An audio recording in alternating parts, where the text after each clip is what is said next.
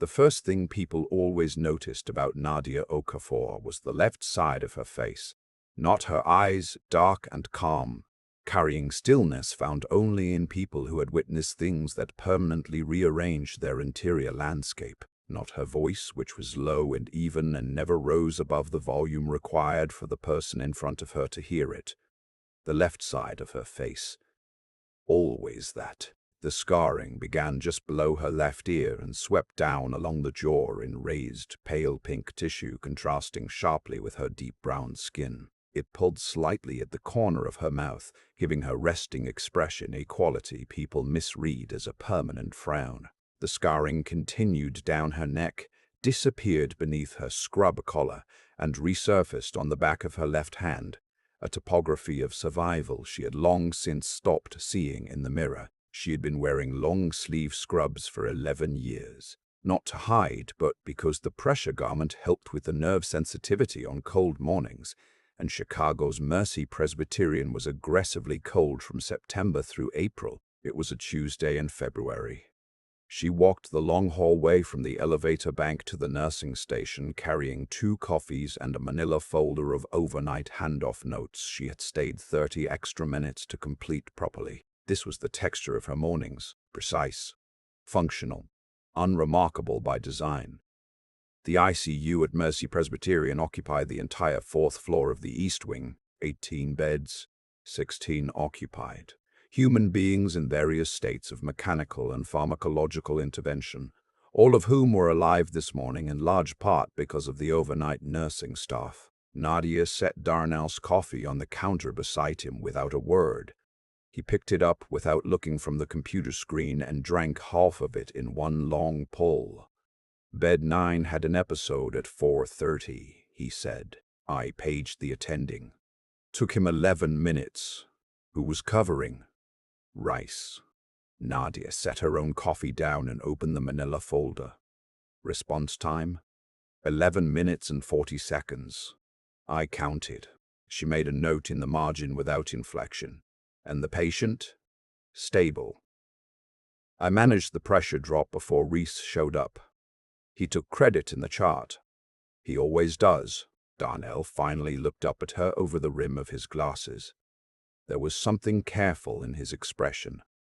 The look he sometimes wore when he was about to say something he knew she wouldn't enjoy hearing. He was one of the few people in the building who spoke to her directly and without that particular quality of discomfort that manifested in others as excessive eye contact with her right side to the undamaged side, as though the left side of her face might be contagious. Marsh wants to see you, he said. 8 o'clock. Nadia didn't look up from the handoff notes. About what? It wasn't a question. She already knew, in the way that you know when a storm system has been building for 3 weeks and the barometric pressure finally drops to the threshold. Hendricks filed another complaint, Darnell said. Nadia turned a page. Mr. R. Hendricks is 44 years old. He has end-stage renal failure, hypertensive cardiomyopathy, and a working-class terror of anything he cannot control. The complaint is a displacement behavior. The complaint says you make him uncomfortable. His wife backed it up. His wife sat with him for 2 hours yesterday and cried. I got her a blanket and a cup of tea. She thanked me 4 times. The complaint was filed after visiting hours. Nadia closed the folder. She picked up her coffee and turned to look at Darnell fully. He held her gaze, one of the few on the floor who managed it without effort. What time is Marsh expecting me? 8 sharp, she said. He paused, adjusting his glasses. She said dress professionally. The corner of Nadia's mouth, the right corner, the one that moved normally, tightened fractionally. It was, for her, the equivalent of a full grimace. I've been dressing professionally for 11 years, she said. I know. Linda Marsh had occupied the office of hospital director at Mercy Presbyterian for 40 months, and in that time she had managed to redecorate it twice, introduce a patient satisfaction scoring system that the clinical staff had collectively named the Misery Index, and fire 2 attending physicians and a dietary supervisor. The office was a cathedral to controlled impression management, Everything beige or cream or champagne, diplomas from business administration programs rather than medical schools, photographs from ribbon cuttings where Linda smiled with all of her teeth. Nadia sat in the chair across from Linda's desk at 8 o'clock exactly and placed her hands flat on her thighs. She was wearing, as she always wore, dark blue long-sleeve scrubs beneath a crisp white nursing coordinator's jacket. Her posture was the posture of a person who had spent years operating in environments where slumping was not an available option. "Nadia," Linda said, in the tone of someone who has rehearsed an opening, "thank you for coming in, of course. I want to start by saying that I have enormous respect for the work you do on the 4th floor. Your clinical metrics are consistently above benchmark. Your medication error rate is effectively 0. Your patient outcome scores are excellent." Nadia waited. However, Linda folded her hands on the desk. "I need to talk to you about something that falls outside the clinical metrics, something that relates to patient experience, and, frankly, to the hospital's brand presentation." "Brand presentation," Nadia repeated. "Mercy Presbyterian is in a moment where every patient interaction, every visual element of this hospital is contributing to a larger narrative about who we are." Linda's eyes moved briefly, almost involuntarily, to the left side of Nadia's face. Just a flick, less than a second. She caught herself and returned to direct eye contact, but it was too late. Nadia had spent 11 years cataloging that particular eye movement. She knew the difference between the involuntary variety, honest human reaction to the unfamiliar, and the assessing variety, the kind that was making a calculation. This was the assessing variety. 3 patients in the last 6 months have filed experience complaints that reference discomfort during interactions with you specifically, Linda said. "The complaints reference my appearance," Nadia said. A pause. "They reference feeling, Linda." Nadia's voice was completely level. "I've read all 3 complaints. Mr. Hendricks stated that my face was disturbing to look at. Mrs. Paulson in November described my appearance as scary. Mr. Defoe Cho in August said I made him feel like something bad was about to happen. These are appearance-based complaints. My clinical care in all 3 cases was documented as excellent by the attending physicians." Linda's expression did not change, but something behind it did. "Patient experience is holistic," she said carefully. "What I am suggesting is that we explore whether there might be a role within this hospital that better leverages your considerable skills while also optimizing the patient-facing environment. A back-office role. A role that... You're suggesting I move to a position where patients don't have to look at me." The words landed in the room with a weight that Linda Marsh clearly had not anticipated. For a moment, just a moment, something genuine crossed her face. Not remorse. More like the brief vertigo of a person who has stepped onto ice that is thinner than they assessed. "I'm suggesting," Linda said, "that we consider your best fit within our current organizational needs, and that we do so proactively before additional patient experience incidents create a more formal process." "A formal process," Nadia said. "I would prefer not to go there." "But you will, if necessary." Nadia looked at her for a long moment. Not with anger.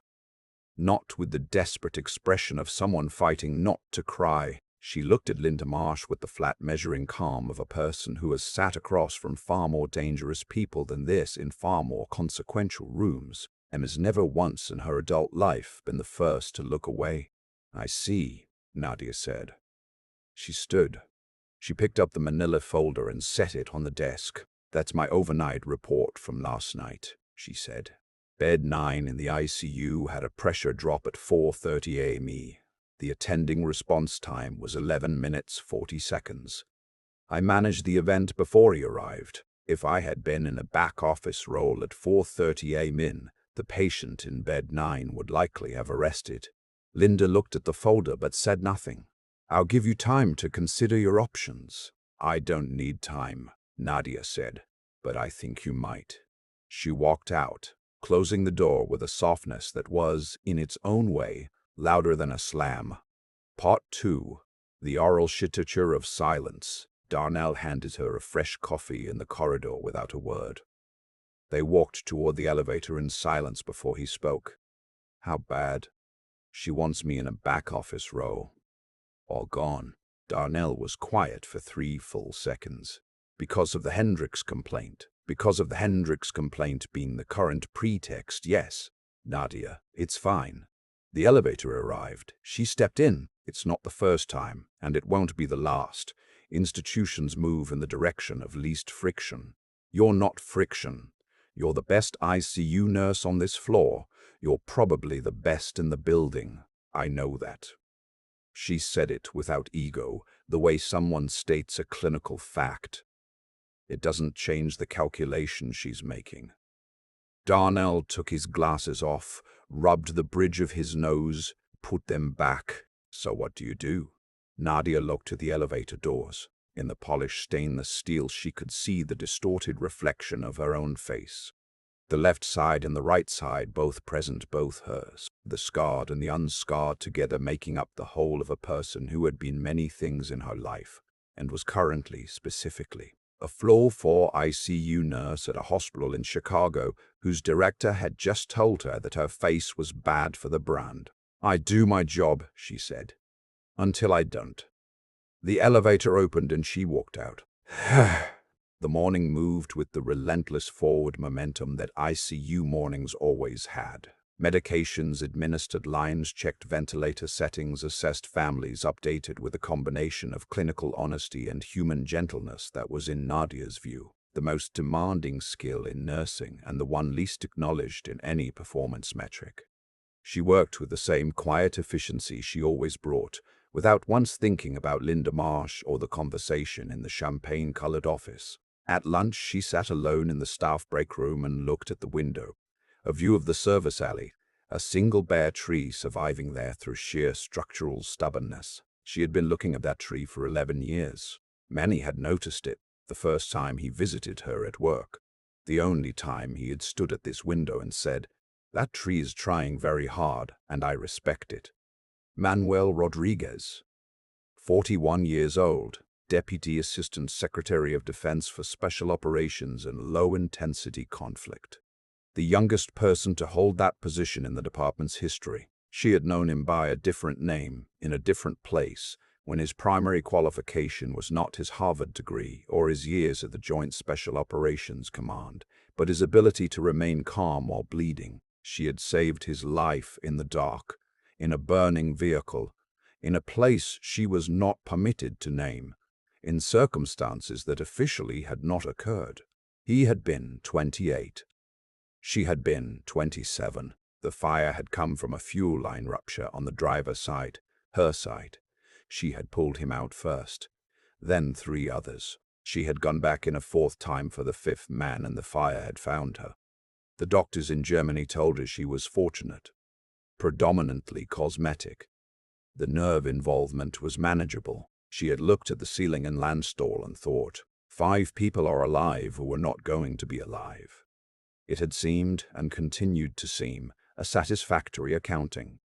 She returned to the floor at 1:15. Marcus Webb was awake, his wife Carla beside him, a small woman with close-cropped natural hair and the look of someone who had been crying intermittently for 31 hours and was now operating in the cautious relief of a person who has been told the thing they feared most has retreated, for now. Nadia checked Marcus's vitals and adjusted his oxygen flow. "Are you the one who was with him this morning?" Carla asked. "He said you held his hand, that your voice anchored him. He did well. His numbers look good this afternoon." Carla nodded. "Then, what happened? To your—" She stopped. "I'm sorry. I was in an accident. A long time ago. I'm glad you're here," Carla said simply. "Me too," Nadia said, and meant it as a statement about the long, strange journey that had deposited her here, with these hands, the scarred one and the whole one, doing this particular work. Part 3. The arrival. The call came at 3:47 in the afternoon. Nadia was in the medication room drawing up the 4 o'clock antibiotic doses when a flustered charge nurse named Patricia came to find her with the expression of someone who has received information that does not fit any existing category in their experience. Outside, Patricia said, there are vehicles, black ones, and people with equipment. Nadia set the medication tray down and walked to the window at the end of the corridor. 3 black suburban SUVs were parked in the drop-off circle with a precision that communicated deliberate deployment rather than parking. 2 additional vehicles, the specific profile of government transport vans, were positioned at the service road entrance. 5 men in dark tactical clothing were visible at ground level, positioned at the 4 corners of the entrance approach. Not police, not hospital security. The body language was the specific, contained, constantly scanning quality of professional protective detail. There was a 6th vehicle behind the SUVs, a black sedan, government plates. Its rear door was open. From it, a figure was being extracted by 2 additional detail members with the careful, urgent handling of someone who was injured but ambulatory. From the 4th floor, Nadia couldn't see the figure's face, but she could see the left sleeve of his jacket. Dark, expensive fabric, and on the left wrist a watch she recognized. Not because it was distinctive, because she had bought it. She left the window at something close to a run, which was not an expression she had worn in a very long time. 4 members of a protective detail had come through the main entrance with the body language of people accustomed to having spaces reorganize around them, and were currently flanking a man they were bringing toward the main desk. The hospital security guard stood in the classic posture of a person extremely aware that his authority was entirely theoretical in the current situation. "Sir, I need to call up to the pier. We need your ICU," one of the details said. His voice was unhurried and absolutely certain. "Patient transport. We have a priority 1. I understand. I'll need to get your charge nurse or your medical director. Now, please." Nadia came through the stairwell door at the side of the lobby, moving along the wall. She needed a clear line of sight first. She got it. The patient was a man in his early 40s, dark hair, sharp face. He was holding his right side with his left hand, a posture she recognized instantly as someone managing rib pain while minimizing its visibility. His suit jacket was open.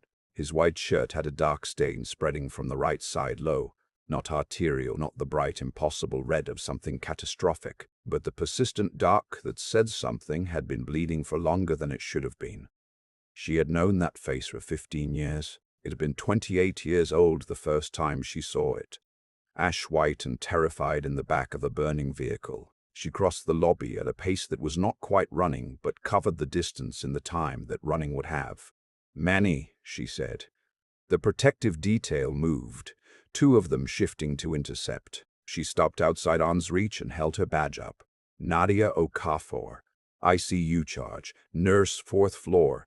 The detail member nearest her looked at the badge, looked at her face, then looked at the patient. Manuel Rodriguez's head had come up at the sound of her voice. He found her in the lobby crowd with the specific focus of a person who has learned, in environments where the skill was not optional, to locate a known quantity with speed. "Stand down," he said. His voice was strained but clear. "She's cleared." The detail stepped back. Nadia moved to Manuel's side. Her right hand went to his left arm assessment, not greeting. Her left hand went to his right side, reading the pressure. "How long has this been bleeding?" she said. "Since this morning." A pause. "I was in meetings." "Of course you were." She looked at the detail lead. "What happened?" "Vehicle incident at 0630. He refused transport until the 11 o'clock briefing." Manuel started to speak. The briefing was, "The bleeding didn't make the priority list," she said. "Can you fix it?" "I'm going to find out." She looked at the detail lead. "I'm taking him to the 4th floor. He needs a gurney. He's been compensating a right side injury with his left arm for at least 9 hours. His left shoulder is about to fail. If he goes down in this lobby, we're having a much worse conversation. Gurney." Now, Gerald was already on the phone. The gurney arrived in 4 minutes. Nadia had spent those 4 minutes doing a standing assessment, blood pressure, respiratory pattern, pupillary response, a careful palpation of the right side that made Manuel's jaw tighten but gave her exactly the diagnostic information she needed. "Lie down," she told him. "I can. Manny." She looked at him steadily. "Lie down." He lay down. The detail deployed around the gurney with the coordinated efficiency of people who had trained for exactly this scenario. Nadia walked beside the head of the gurney, her left hand on the rail, eyes moving between Manuel's face and the portable monitor. "What's your pain level?" she said. "It's manageable." "That's not what I asked." A pause. 7. "Thank you for being honest. We're going to get ahead of it. Nadia, save it for when you're stabilized." On the 4th floor, Darnell was waiting, a man who had processed incoming information very quickly and arrived at professional readiness with a component of considerable bewilderment. "Darnell, radiology, 15 minutes. Portable chest and abdominal series, trauma cart, large bore IVs, type and cross. Call Dr. Kamau. Priority 1. He was already moving toward the desk. Nadia pushed the bay doors open and moved the gurney inside. "Start." Part 4. The Reckoning. She worked with the focused, unhurried speed of a person operating in the exact environment for which they were designed. 2 large-bore IVs. Normal saline wide open, then slowed once she had pressure numbers she trusted. Oxygen via non-rebreather at 15 liters. Continuous monitoring. Cardiac, respiratory, oxygen saturation, blood pressure every 3 minutes. The portable X-ray arrived at 14 minutes. 2 fractured ribs, right side. No pneumothorax. The abdominal series confirmed what she had suspected, a slow, contained hepatic laceration, right lobe, low grade. Not immediately life-threatening, deeply serious, if left unmanaged for another 8 to 12 hours, which it would have been if the briefing had stretched to its scheduled 4 o'clock conclusion. "You have 2 broken ribs and your liver is bleeding," she told him. He looked at the ceiling. "How bad?" "Bad enough that another 4 to 5 hours and you'd have been in hypovolemic shock during whatever your next meeting was. The 4 o'clock was with the National Security Council. I imagine they would have found it disruptive." The corner of his mouth moved. "You haven't changed. Your liver has a laceration. That's not the moment for reminiscing." Dr. Kamau arrived at 3:59, a compact, quietly intense man in his late 50s, the ICU medical director. He reviewed the images for 45 seconds. "Grade 2 hepatic, like he said. Right lobe, posterior segment. That's what I'm seeing. Conservative management with close monitoring. No surgical indication at this time, provided we keep the pressure north of 90 systolic and hemoglobin above 8. "Agreed." He handed the tablet back and looked at the federal protective detail in the corridor, then back at Nadia. "Do I want to know?" he said quietly.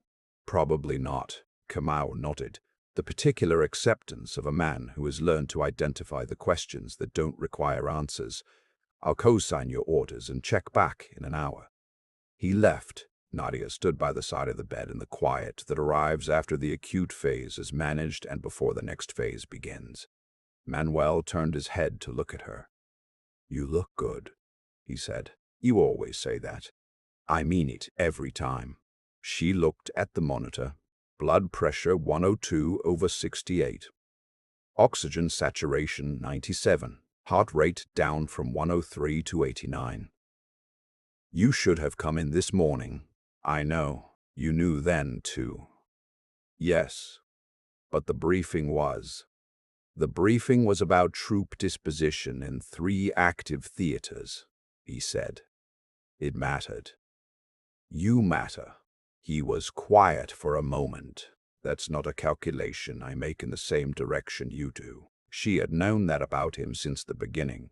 The specific way he held his own life as a variable rather than a constant.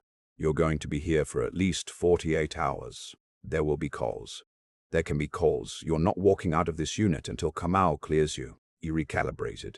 The expression of a man accustomed to being the most senior authority in any room, adjusting to an environment where that hierarchy did not apply. Then, fine. A pause. I should have come sooner. Not for this. He gestured vaguely at his ribs, the IV. Just to come. You're here now, she said. That's sufficient. His eyes moved across her face the way they always had, fully without social calculation, the way that had never changed across 15 years and 2 entirely different lives. They told me in Germany you went back in 3 times, he said. I was medically evacuated before you were out of surgery. It doesn't matter. It does. 5 people are alive. That's the number. That's all the math that matters. Something moved through his expression. Gratitude too large for the room and too old for words. They let it sit there without being named. Rest, she said. She moved toward the door. Behind her, Nadia. She stopped. Thank you. Still. She put her left hand on the doorframe, the scarred one, and held it there for a moment. Get some sleep. She walked out. Part. The 5. The Hone Ball. She was standing at the nursing station at 4:17, updating the documentation on Manuel's chart, when Linda Marsh appeared at the end of the corridor. Linda had not been on the 4th floor during Nadia's tenure. Her presence had the quality of a person propelled somewhere by events she did not yet fully comprehend. Her assistant Claire walked 2 steps behind, looking like she deeply regretted every career decision that had led her here. Linda stopped at the nursing station. She looked at the protective detail members visible at the end of the corridor. She looked at Nadia. Who, she said with a controlled precision that suggested she was managing an internal response of considerable scale, is in the isolation bay. A patient, Nadia said. Nadia. ICU patients are entitled to privacy protections under HIPAA. I'm unable to share patient information without appropriate authorization. Linda's jaw tightened. There are federal agents outside my hospital. Protective detail. There's a distinction, Nadia. Linda's voice dropped an octave. There was something in it that was trying to be dangerous. Tell me what is happening on my floor. Nadia set down the tablet. She turned to face Linda fully. The afternoon light from the window at the end of the corridor fell between them on the linoleum floor. I have a patient in the isolation bay who presented with 2 fractured ribs and a grade 2 hepatic laceration, Nadia said. He is stable. His vitals are being monitored. Dr. Kamau has reviewed the imaging and co-signed the treatment plan. Everything is being managed appropriately. Who authorized the admission? Who cleared a federal protective detail to operate on this floor? I did, Nadia said. As charge nurse, I have clinical authority for emergency admissions. The patient required immediate care. I provided it. You don't have the authority to. The phone at the nursing station rang. Not the internal line, the direct administrative line. The number that bypassed the switchboard and rang in specific locations throughout the hospital when contact was coming from an outside source with pre-cleared priority access. It was a line that Nadia had heard ring exactly twice in 11 years. Patricia picked it up. The first words from the other end were audible to everyone within 10 feet of the desk. This is the office of the Secretary of Defense. I need to speak with the nursing supervisor in charge of the 4th floor ICU. Patricia held the receiver out to Nadia with an expression that suggested she would very much like to be somewhere else. Nadia took the phone. This is Okafor, ICU charge nurse. Ms. Okafor, please hold for Secretary Brennan. A click. A brief silence. The nursing station had gone completely, utterly still. Darnell had stopped typing. Patricia had stopped moving. The afternoon nurses who had been charting at the far end of the desk had stilled, the way a room stills when the pressure changes and every animal in it registers the shift before the conscious mind is caught up. Then Nadia. The voice was not the formal voice of a cabinet department. It was the voice of a woman in her late 50s, direct, precise and carrying beneath its professional surface the quality of someone who does not make personal calls without a reason. "Secretary Brennan," Nadia said, "I understand Manuel Rodriguez is in your care." "He is. How is he?" "Stable. 2 rib fractures, grade 2 hepatic laceration. Conservative management. He should make a full recovery with appropriate rest and monitoring, which I have informed him he will be receiving whether he prefers it or not." A sound from the other end that might, in a slightly different context, have been a laugh. "Good. He told you about the briefing?" "He mentioned it. He mentioned it the way men like him mention being on fire, as a relevant fact rather than a problem." A pause. "I want you to know that we have been aware of your service record for some time. There are people in this building who would find it insufficient to express how much your actions in 2014 have shaped certain outcomes that I am not able to specify on this line." Nadia was looking straight ahead, at the wall above the nursing station. "I understand. I am also informed that you may be experiencing certain professional difficulties at your current institution." Nadia's eyes moved briefly to Linda Marsh, who was standing 6 feet away and could hear every word. Linda's expression had traveled a significant distance from where it had been 3 minutes ago. The controlled professional brightness was gone. What had replaced it was something raw and considerably less composed. "I wouldn't characterize them as significant," Nadia said carefully. "I would." Secretary Brennan's voice was calm, absolutely certain, the voice of someone accustomed to speaking sentences that end conversations rather than continue them. "I have spoken this afternoon with the chairman of the board of Mercy Presbyterian's parent health system. I understand that you're an exceptional clinician, and that your contributions to that institution are, by any objective measure, indispensable. I want to be clear that this assessment is shared at a level that I think your administration will find clarifying." "I appreciate that," Nadia said. "Is there anything you need from us?" Nadia looked at Linda Marsh, who had sat across a champagne-colored desk this morning, and told her that her face was bad for the brand, who was standing now in the corridor with a manila document envelope held loosely at her side, looking like a person who has walked into a room and found the floor is not where they expected it to be. "No," Nadia said. "Everything I need is here." "Good. Please keep me updated on Mr. Rodriguez's condition. Of course. One more thing." A pause, the kind that precedes something considered carefully before being said. "He told me about a year ago, when I asked him to describe the defining experience of his professional formation, the moment that made him into the person he became. He said it was a woman who went back into a burning vehicle 3 times and came out the 4th time carrying him. He said she told him he was going to be all right." Nadia said nothing. "I wanted you to know that," Secretary Brennan said. "Carry on, Nurse Okafor." The line clicked. Nadia set the receiver down and looked at her hands, both of them, the burned and the whole. Then she looked up. Linda Marsh had not moved.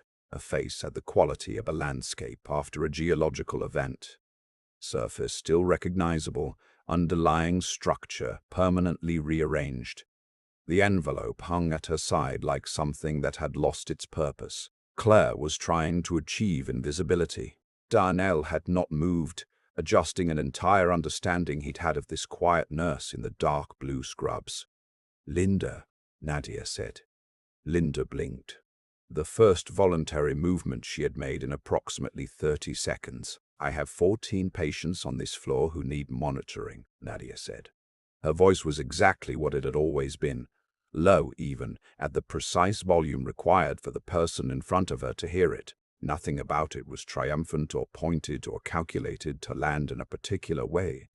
It was simply her voice doing what it always did. "If you need to speak with me about anything administrative, I am available at the end of my shift." She looked at the document envelope in her hand, the expression of someone recognizing that an object they have been carrying has undergone a fundamental transformation without changing its physical form. "Of course," she said. Her voice had none of its earlier architecture. "End of shift." She turned and walked back down the corridor. Claire followed. They were gone. Darnell waited a full 10 seconds, then looked at Nadia. "Do I get to ask now?" he said. "No," she said. She picked up the tablet and returned to Manuel's chart. A pause. "I didn't hear anything." "Good. Except that you went back into something burning 3 times. Darnell." She looked at him. "I have 14 patients." He looked at her for a long moment, not with pity, not with awe, but with something quieter, the expression of a person who has just understood that they have been working alongside something they didn't have the right vocabulary for. "Right," he said. He turned back to his screen. She turned back to his screen.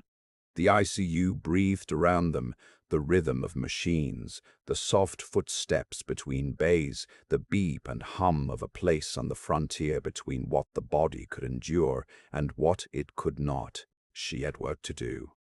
A Parlegu. What remains, Linda Marsh did not come back at the end of the shift. The patient experience initiative was quietly restructured. The complaint review process was transferred to the chief nursing officer. A new evaluation framework was announced centered on clinical outcome metrics. No one mentioned the previous framework. No one mentioned the conversation in the champagne-colored room or the phone call that had brought the nursing station to a stillness so complete that the sound of the receiver being set down had been, in the memory of everyone who was there, genuinely loud. Marcus Webb went home on Thursday. Carla sent flowers to the 4th floor on Friday. The card said, "For everyone who was there." Especially her. Nadia put the flowers where the whole shift could see them. Manuel Rodriguez was discharged after 49 hours. He had said when she came to review the checklist, "I owe you again." She had said, "You don't owe me anything. Take your medication with food." 2 weeks later, a handwritten note arrived on plain paper, his handwriting, which she recognized from a different lifetime. It said, "You told me I was going to be all right. You were correct as usual. You always were. Chimona." She put it in the top drawer of her bedside table, under the novel she'd been reading for 3 months and the small framed photograph of her sister's children. She went to work the next morning, made Darnell's coffee. At the break room window, she stopped for a moment. The tree in the service alley was still bare. February had not relented. The branches made their dark pattern against a sky the color of old pewter, unchanged by anything that had happened in the building behind her. Still standing. Still trying. She picked up her folder and walked out to the floor. There were 14 patients waiting. She had work to do. If Nadia's story moved you, the quiet strength in those scarred hands, the way she stood still while the world finally turned to see her, hit that like button right now. Stories of people who survive extraordinary things and spend their lives giving that survival away are the only stories worth telling. Subscribe so you never miss the next one. Drop a comment. When did it hit you? We read every single one.